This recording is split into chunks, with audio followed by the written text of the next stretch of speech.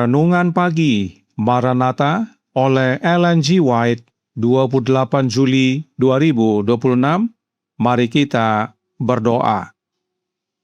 Bapa kami yang di sorga, Allah pencipta langit dan bumi, laut dan segala isinya, Allah yang maha besar, maha kuasa, sumber segalanya, yang kami sembah selalu melalui anak-Mu yang tunggal, Yesus Kristus.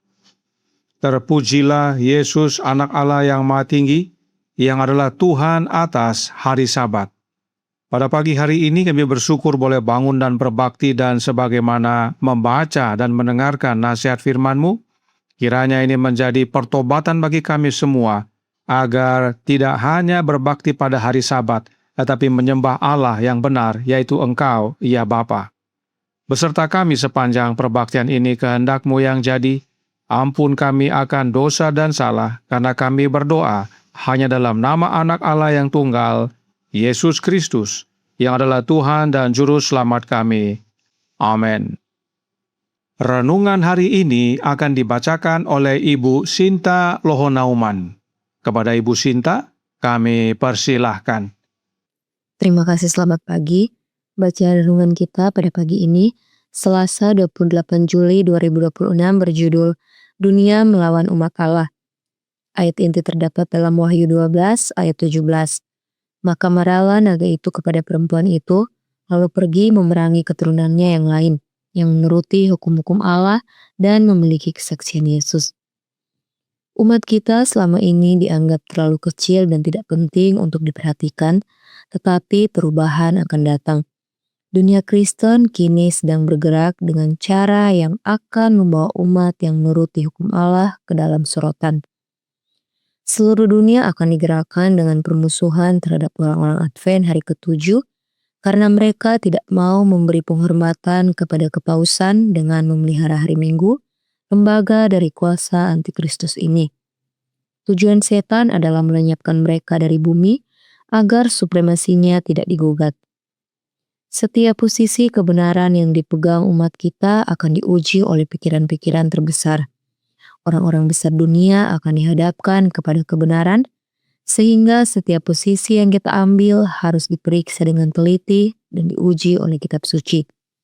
Sekarang kita tampak tidak diperhatikan, tetapi hal itu tidak akan berlangsung selamanya. Gerakan sedang bekerja untuk membawa kita ke depan, dan jika teori kebenaran kita dapat dihancurkan oleh sejarawan atau orang-orang besar dunia, itu akan dilakukan. Kita masing-masing harus mengetahui sendiri apa itu kebenaran dan siap memberi alasan atas pengharapan yang kita miliki dengan kelembutan dan rasa hormat, bukan dengan kesombongan atau rasa cukup diri, melainkan dengan Roh Kristus.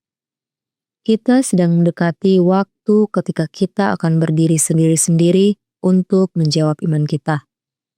Kita akan diserang dari segala sisi. Kita akan diuji sampai batas akhir. Kita tidak boleh memegang iman hanya karena diwariskan oleh nenek moyang kita. Iman seperti itu tidak akan bertahan dalam ujian yang mengerikan di depan kita. Kita harus tahu mengapa kita adalah umat Advent hari ke-7. Alasan nyata mengapa kita keluar dari dunia sebagai umat yang terpisah dan berbeda. Kuasa kegelapan akan membuka serangan mereka terhadap kita. Dan semua yang acuh tak acuh, yang hatinya terpaut pada harta duniawi, yang tidak peduli memahami pekerjaan Allah dengan umatnya, akan menjadi korban yang mudah. Tidak ada kuasa selain pengetahuan akan kebenaran, sebagaimana adanya dalam Yesus yang dapat membuat kita teguh. Tetapi dengan itu, seorang dapat mengejar 1000 dan 2 orang dapat membuat 10.000 lari. Demikian bacaan renungan pagi kita pada saat ini. Tuhan Yesus memberkati. Terima kasih atas penatalanan Ibu Sinta. Tuhan Yesus memberkati. Selamat pagi saudaraku dalam Tuhan. Alkitab berkata dalam Wahyu 17 ayat 13 yang berbunyi, mereka seia sekata, kekuatan dan kekuasaan mereka berikan kepada binatang itu. Tentang hal ini Roh Nubuat berkata dalam manuskrip 24, 1891 paragraf 16 yang berbunyi, akan ada ikatan persatuan universal, satu harmoni besar, sebuah persekutuan dengan kekuatan setan. dan kekuasaan mereka berikan kepada binatang itu. Demikianlah terwujudnya kekuasaan sewenang-wenang dan menindas yang sama terhadap kebebasan beragama, kebebasan untuk menyembah Allah sesuai dengan tuntutan hati nurani, seperti yang diwujudkan oleh kepausan ketika di masa lalu mereka menganiaya orang-orang yang berani menolak untuk menyesuaikan diri dengan ritus dan upacara keagamaan Katolik Roma. Inilah wujud dari dunia melawan umat-umat Allah. Tentang apa? Tentang hari ibadah. Perhatikan apa yang renungan pagi hari ini nyatakan dalam Maranatha halaman 217 paragraf 3. Seluruh dunia akan digerakkan dengan permusuhan terhadap orang-orang Advent hari ke-7, karena mereka tidak mau memberi penghormatan kepada kepausan dengan memelihara hari Minggu, lembaga dari kuasa antikristus ini. Tujuan setan adalah melenyapkan mereka dari bumi agar supremasinya tidak digugat. Jadi, memelihara hari Minggu adalah penghormatan kepada kepausan. Karenanya jelas, pertentangan antara Sabat Sabtu dan Sabat Minggu bukanlah masalah hari ibadah semata, tetapi tentang siapa yang disembah dan atau dihormati pada hari tersebut. Hal yang serupa dinyatakan dalam manuskrip 24 tahun 1891 tadi. Mari kita baca paragraf 17 yang berbunyi, dalam peperangan yang akan terjadi di hari-hari terakhir, akan bersatu menentang umat Allah semua kekuatan korup yang telah murtad dari kesetiaan kepada hukum Yehova. Dalam peperangan ini, Sabat dari perintah keempat akan menjadi poin penting yang diperdebatkan. Karena dalam perintah Sabat, Sang Pemberi Hukum yang agung mengidentifikasi dirinya sebagai pencipta langit dan bumi. Jadi, setan mengubah Sabat hari ke-7 menjadi Sabat hari pertama bukan semata-mata hanya masalah hari, tetapi karena dalam hari Sabat dinyatakan tentang Sang Pemberi Hukum yang agung, yang adalah Sang Pencipta langit dan bumi, yaitu Yehova, Allah Bapa. Inilah dasarnya setan mengubah hari ibadah dari Sabtu ke Minggu, supaya umat-umat tidak lagi menyembah Allah Bapa, tetapi ilah lain yang disebut Trinitas. Sebab Allah yang disembah pada hari Minggu adalah Trinitas.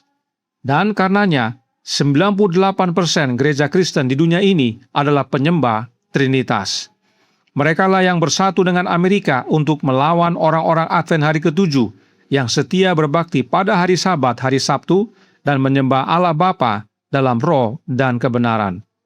Oleh sebab itu, Roh Nubuat menyatakan dalam The Riven Herald, tanggal 7 Februari tahun 1893 paragraf 12. Dalam konflik besar antara iman dan ketidakpercayaan, seluruh dunia Kristen akan terlibat. Semua akan berpihak. Beberapa mungkin tidak tampak terlibat dalam konflik di salah satu sisi.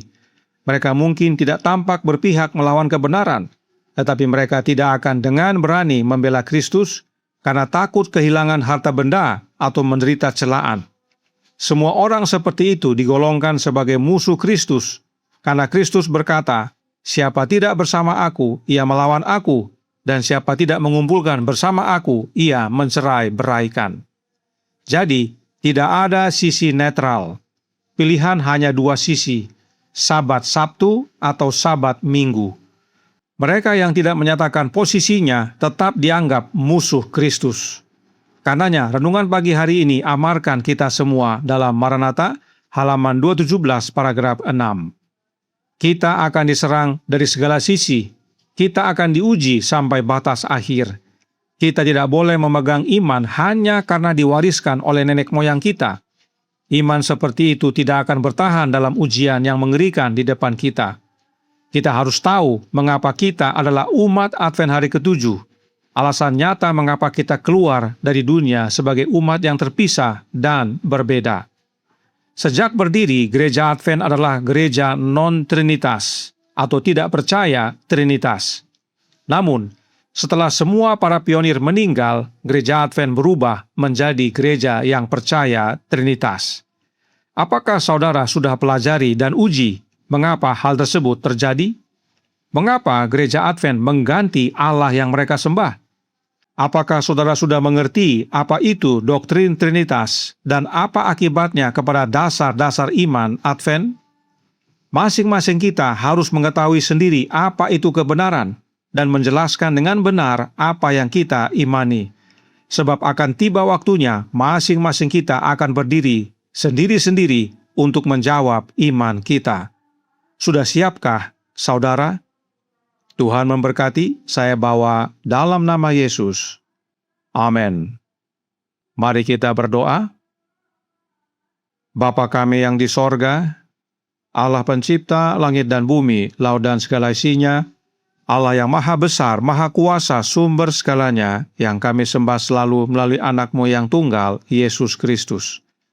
Terima kasih atas nasihat firman-Mu pada pagi hari ini, bahwa mayoritas dunia yang akan bersatu untuk melawan umat-umat Tuhan adalah mereka yang percaya Trinitas.